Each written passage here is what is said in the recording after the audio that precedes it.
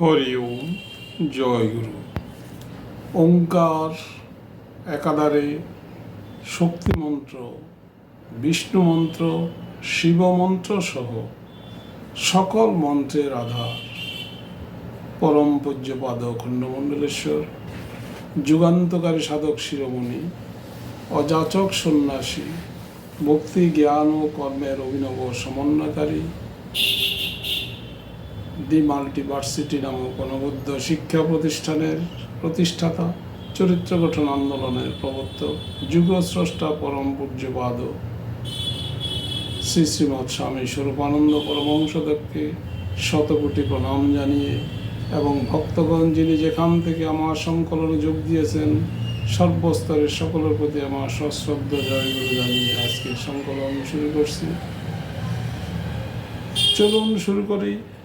আজকের সংকলন শ্রী শ্রী বাবামণি রচিত বিশাল অখণ্ড সাহিত্য, অখণ্ড বাণী, অখণ্ড সংহিতা অষ্টম খণ্ডের 188 নম্বর অধ্যায় থেকে সংকলন করে সংকলিত করা হলো।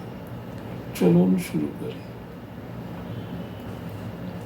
তিনি ওনার সাহিত্যে উল্লেখ করেছেন, সত্যি সত্যি জীবনকে যে ঈশ্বর পরায়ণ করে, মনকে যে ঈশ্বর চেতনায় পূর্ণ করে, প্রবৃত্তিতে যে ঈশ্বরমুখিনী হয়, আত্মজয় সেই করে, রিপুজয় সেই করে, বিশ্বজয় সেই করে। শ্রী শ্রী মহামণি উনার অখণ্ড সাহিত্যে প্রত্যেকটা মানুষের জীবন প্রণালী এবং চরিত্র গঠন সর্ব বিষয়ে উনি আলোকপাত করে গেছেন।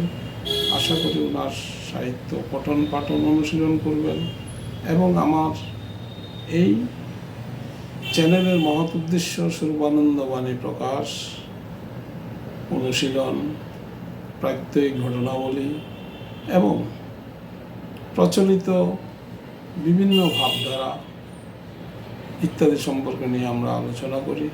আশা করি সাথে থাকবেন। শেয়ার, কমেন্ট, সাবস্ক্রাইব করে। হরি ওম। ওম শান্তি, ওম শান্তি, ওম শান্তি।